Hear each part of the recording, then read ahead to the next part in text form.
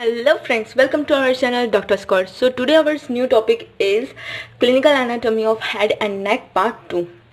If you didn't see our first part of the head and neck, then please go to our first part of the head and neck and let's begin with the second part. So first we will see about the meninges of the brain.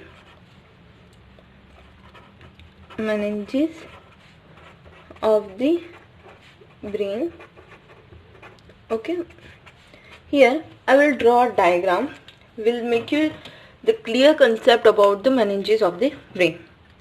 So here is our skin, right? Skin which consists of hair, follicles and hairs, right? Now inside the skin we have a layer known as periosteum. What is periosteum? The covering of the bones, right? Periosteum is the covering of the bones. Peri means covering, osteum means bone. So here I will mark the thing. This will be skin. This one is periosteum, right? Now after periosteum we will have periosteum is the layer of the bones. Then we will have bones, right? Bones, right? Then we will have dura mater. Dura mater. Actually, dura mater consists of two layers. Yes, it's the outer layer and thick and dense fibrous membrane which consists of two layers. First one is periosteal and second one is meningeal layer, right? The another name of dura mater is pica menix. I will write afterwards. So this one is periosteal layer, right? And this one is meningeal layer.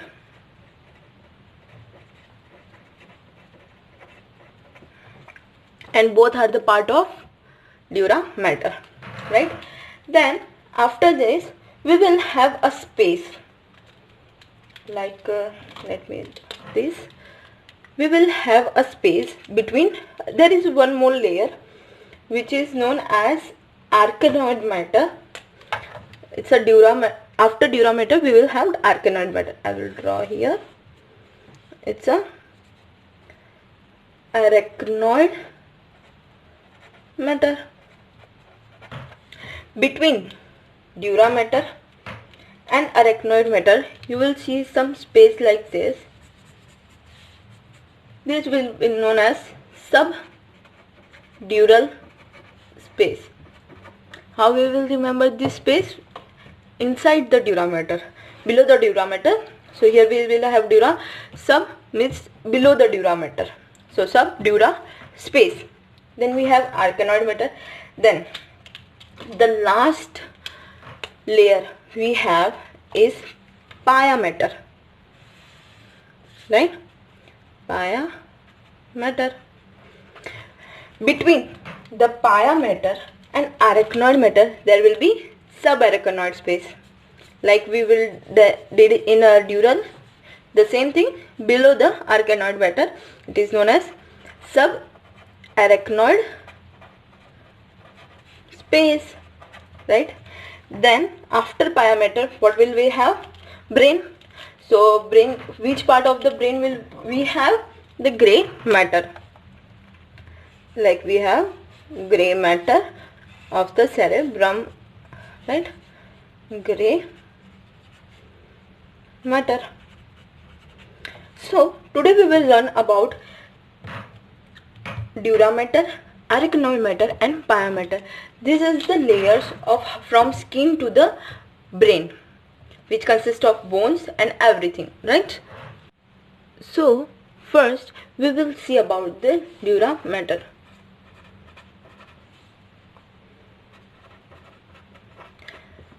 Another name of dura mater is known as Pachymeninx, and in later the dura mater is known as dura mater encephalii or encephalii mater dura, something like this. Okay, the dura mater consists of two layers. First, periosteal, which is external layer, and the second, meningeal, which is known as which is internal layer. Now there are 4 processes inside the skull cavity of dura mater. 4 processes. So the first is falx cerebri. It is attached to the margin of sulcus sinus sagittalis superior, right? Then second, tentorium cerebelli, right? It attached to sulcus sinus sagittalis inferior, right? Sulcus sinus sagittalis inferior, and it covers superior surface of cerebellum. Okay. Third, falx cerebelli, which is lies on medial line along crista occipitalis interna, right? Then the last, diaphragma silla form covering over the silla tunica and covers hypophysis.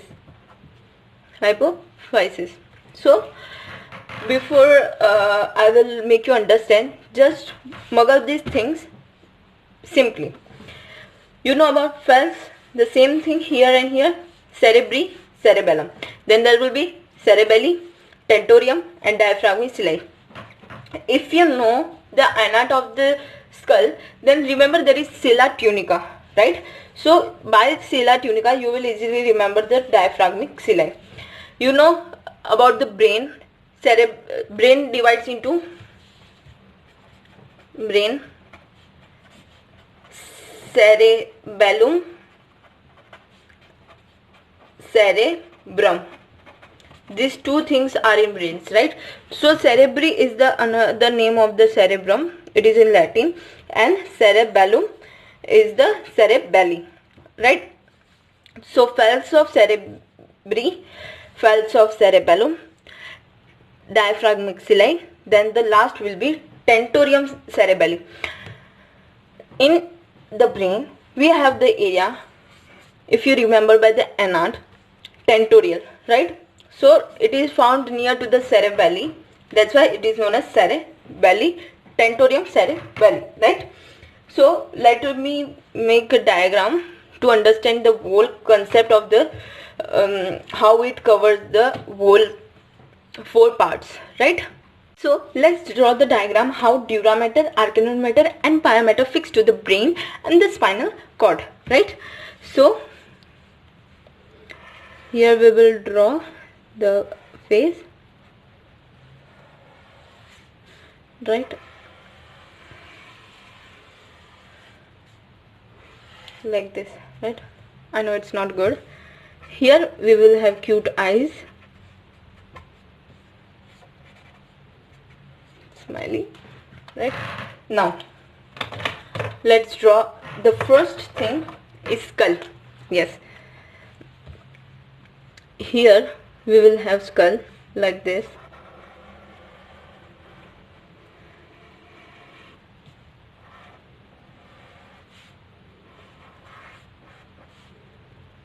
Here what will we have? Foramen magnum, like this,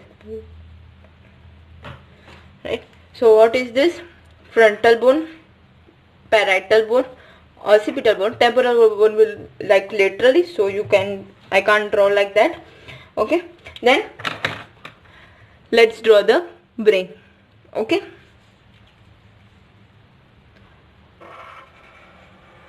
so here we will have our brain.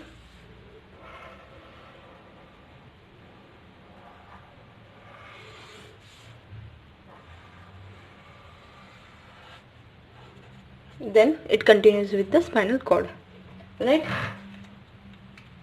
Now first I will draw a main part of the what we needed is the first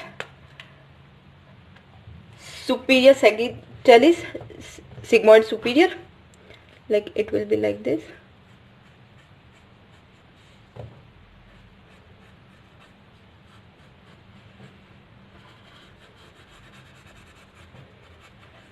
Right?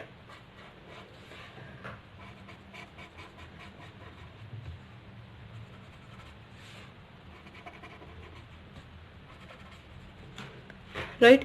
Now we will draw a sagittalis transverse. I know it's really hard to draw, but just assume that here we have sagittalis transverse.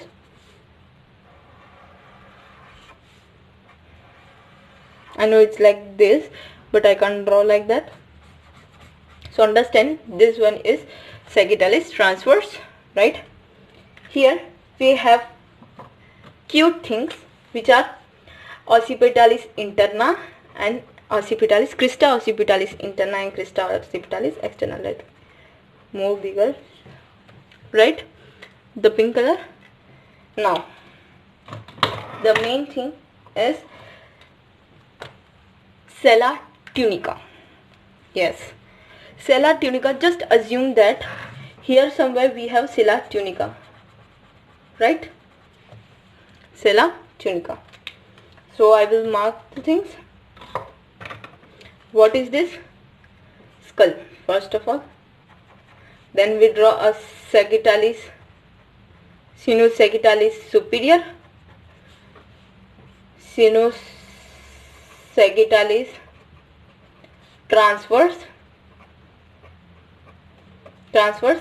This is crista occipitalis interna, and this one, what else this? Sella tunica, right? So now we will draw a durameter, pyometer and arachnoid metal with the different colors. Let me take green, dark blue and purple, right?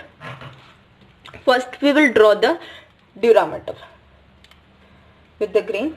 Okay, before this I already said there are 4 processes inside the skull. Okay, here we have durameter like this. Durameter covers the sagittalis superior. Okay, and then it goes transversely, then it covers to, before transverse sagittalis, it covers to the crista occipitalis interna like this, right? Sagittalis superior, crista occipitalis interna, then it goes to the transversely. Let me draw the 2 layers, right? It goes to superior sagittalis, sinus sagittalis transverse, right? Then it covers the sella tunica and goes like this and continue with the spinal cord. Okay, so there are 4 processes inside the skull cavity. The first is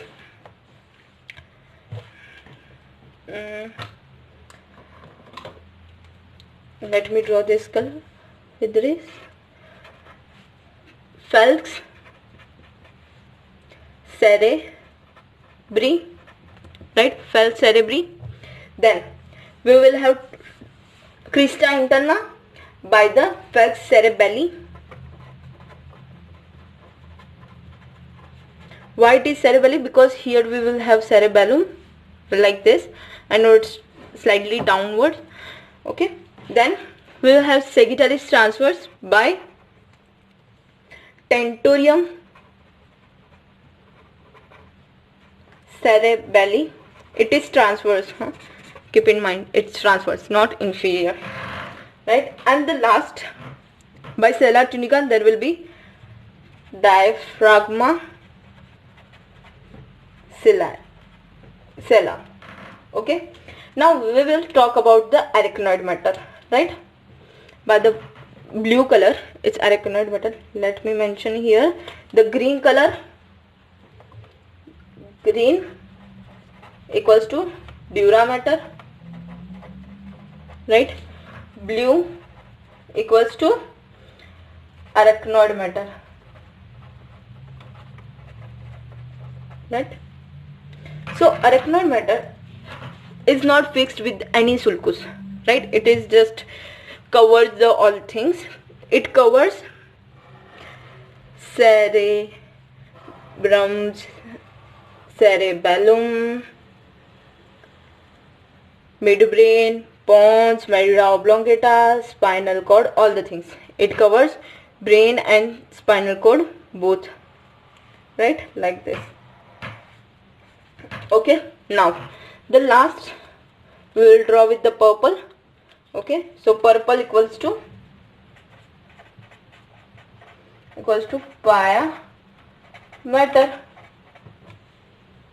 Okay. Before this, everyone must know that we will have some sulcus in the brain like this, right? And fissuras of the brain. The pia matter. Let me draw. Here we will have in midbrain we will have aqueductus. From here we have the fourth ventricle and the third ventricle. I don't know how like here. Like we will have third ventricle and fourth ventricle. I know it's not correct, but here is no space where I draw this fourth and third ventricle. Fourth and third ventricle, right? So pia matter starts from here, goes into deep fissura and sulci, right? And covers the third and fourth ventricle. It forms the third and fourth ventricle like this, right? By come inside through it covers the sulci and fissura and continues like this, right? So purple color is pia matter. So pia matter come inside into all sulcus and fissura of the brain and form third and fourth ventricle. Okay, so this is how dura mater, arachnoid matter and pia matter covers the whole brain. Okay, now I will tell you about the space between the meninges. There are 3 space. I mention here only 2 space, but there is also one space which is here between the bones and dura mater, which is known as extradural space. Extradural space, right? This space covers the situated between the skull and dura mater. Okay, or it is also known as peridural space.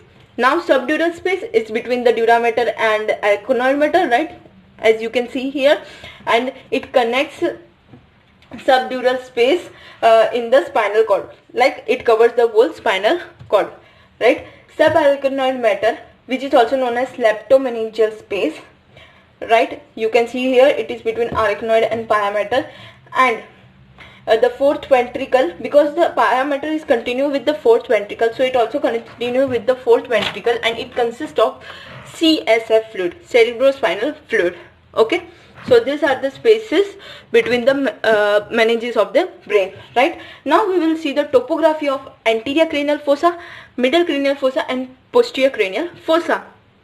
So now in this diagram here we will see the anterior cranial fossa, medial cranial fossa and posterior cranial fossa, right. So first let's begin with the anterior cranial fossa. We will talk about the borders. First, the anterior border, it consists of the frontal bone, the squamous part of the frontal bone. On the lateral side we will have also frontal bone, right, like processus maxillaris, processus zygomatics, right. Then we will have the posterior part, posterior border by a lesser wing of the sphenoid. We will have, this bone is known as sphenoid bone, right. So this is lesser wing, this one will be the greater wing. So on the posterior side the border is the lesser wing only. Then anterior clinoid process and the margin of sulcus chiasmata, chiasma you can also say, the it is also the part of the posterior border of the anterior cranial fossa. Now if you see the floor of the anterior cranial fossa, on anteriorly you see the cribriform plate of ethmoid bone, right, and the posterior you see the superior surface of the part of the sphenoid bone. This is the superior surface of the part of the sphenoid bone and the anterior cribriform plate of the ethmoid bone, right. Now on each side, anteriorly you can see, like on downward you can see the orbital plate of frontal bone and posteriorly lesser wing of the sphenoid bone. Now we will see the middle cranial fossa. Okay, as you can see here, the anteriorly we see the posterior border of the, this one will the anterior border which is the posterior border of the anterior cranial fossa. But in middle cranial fossa, if we are standing in the middle cranial fossa, on anteriorly we see the posterior part of the lesser wing of the sphenoid bone. Then anterior clinoid process, the same thing, but in anterior cranial fossa we will have all this thing on the posterior side. The posterior part of the anterior cranial fossa will be the anterior part of middle cranial fossa, right. It is, all things are interlinked, like if it's posterior part of anterior cranial fossa, then it will be the anterior part of middle cranial fossa. The same thing will be applied on the posterior and the middle cranial fossa also, right. Then you can see the anterior margin of the sulcus chiasmata, so it's the same, right. On the posterior we have the, this is the patellus part of the temporal bone, right. So on the posterior side here is the posterior cranial fossa, right. So here will be the some border of the middle cranial fossa on the posterior side. Okay, so the superiorly we have the patellus part of the temporal bone and the dorsum coeli of the sphenoid bone. Here we have the dorsum coeli on the sphenoid bone. So if we go on the arachnoid matter, then it will be like, this is the transverse, from the transverse it goes like to the from the foramen magnum to this, continue with the spinal cord. Okay, now on the lateral side, if you see the lateral of the skull, then you can see the greater wings of the sphenoid bone, anterior angle of the parietal bone, here we will have parietal bone, and the squamous part of the temporal bone. From here we will have squamous part of the temporal bone. From here to the here we see the temporal squamous part of the temporal bone, and here will be the parietal bone, but anterior inferior angle, like we have 4 angles in the parietal bone, so anterior inferior angle of the parietal bone will be the lateral border of the middle cranial fossa. Okay, now clinical application of the middle cranial fossa. So why the middle cranial fossa is important? If we have the damage and of discharge of the CSF through ears, so through ears, because here we have the most of the temporal bone. If we have any problem related to the ear with CSF, like cerebrospinal fluid, then there must be something problem in the middle cranial fossa, right? Second, bleeding through nose or mouth. Nose and mouth, it is also due to middle cranial fossa, right? Then the third is the facial and vestibulocochlear nerve damage. If internal acoustic meatus damage, if you can see the patient have the damage of facial and vestibulocochlear nerve, because we have vestibular here, acoustic externa, right? And which vestibulocochlear nerve is related to the ears, right? So if any problem with the facial and vestibulocochlear nerve will be there, then there must be the problem in the middle cranial fossa, right? Now we will see the last part of the skull is posterior cranial fossa borders. Anteriorly, we will have all the posterior border of the medial cranial fossa. The same thing we applied on the anterior and middle. So anterior part, we will have superior border of petrous, then dorsum cilia of sphenoid bone, right? Now laterally, we will have mastoid process and mastoid angle of parietal bone, because we have to see also the parietal bone, and the posterior is squamous part of the occipital bone. That's it. Now clinical importance: fracture in PCF, posterior cranial fossa, cause brushing over, and mastoid region extend downwards over the SCM, sternocleidomastoid mastoid muscle, right? If something will be the damage in the posterior cranial fossa related to mastoid region, then there will be effect on SCM muscle, sternocleidomastoid muscle. It will pull downward. Okay, so this is the clinical importance of the cranial fossa, right? Now we will see the surgery. Like, I just make you understand about all the things about the surgery. Okay, so here you can see the primary surgery process of the wound in the head. So there are two types of the wounds, penetrating and non-penetrating. The penetrating wounds means damage to the dura mater, and non-penetrating means without damage of the dura mater. Now, types of skull displacement. So there are 4 types of the skull displacement: crack, split, fragment and pressure. So what our aim must be, we have to stop bleeding, remove the foreign body, and prevent soft tissue infection. Okay, what will be the procedure of surgical remove of the wound, right? There are 12 steps, right? First we will do remove of hair, because it's necessary for the cutting of the brain layers, right? Skull layers. Second, wound must be sterilized, because we have to do anesthesia on that. Okay, so remove of the oil is by sterilizing the wound. Then we will add hydrogen peroxide. It is antibacterial purpose, so that any bacteria will not infect the layers of the brain. Then we will do anesthesia, like, right? And then after we will cut the wound, like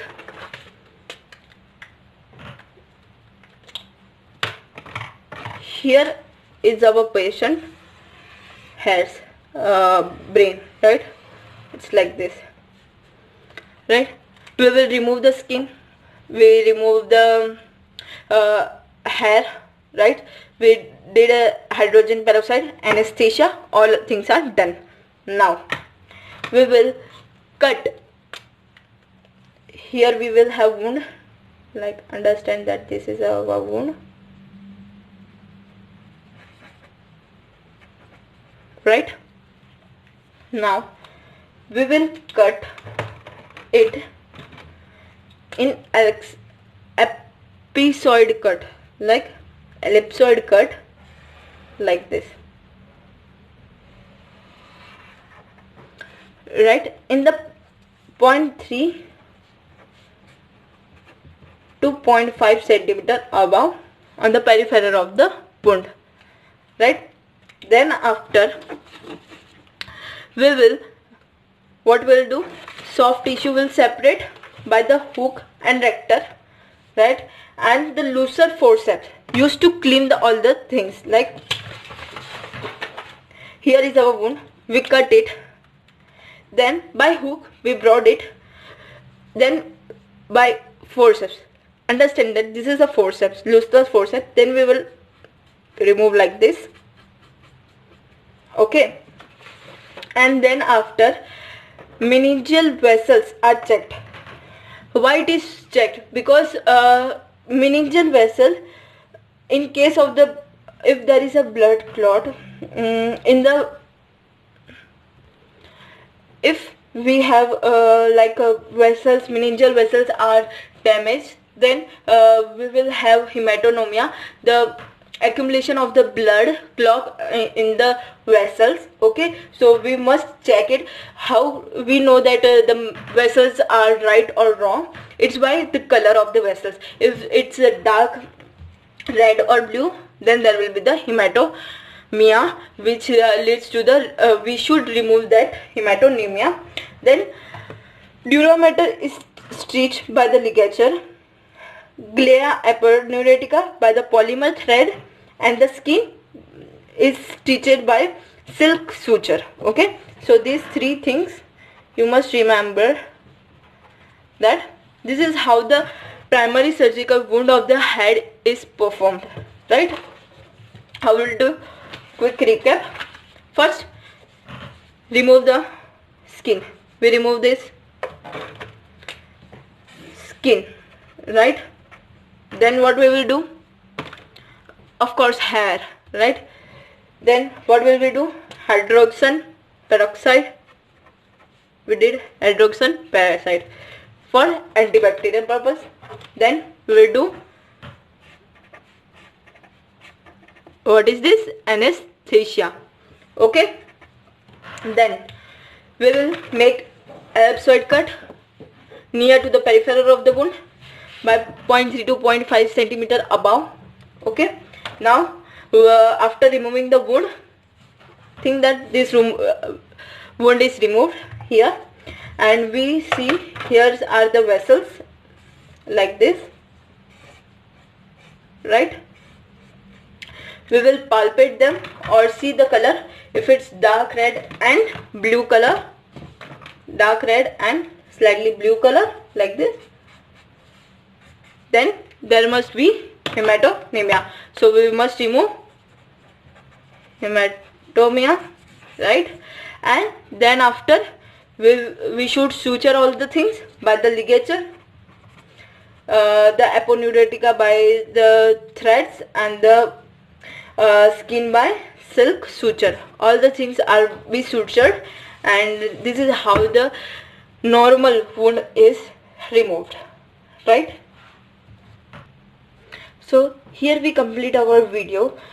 So we will make the next part on the head and neck, clinical anatomy of the head and neck. If you like this video, then please like the button, and if you are new to this channel, please subscribe this channel, hit the bell button also, and please share this video, and suggest me in comment box what must be, if not clinical anatomy, then which subjects you want to know. So hope you like this video. Thank you.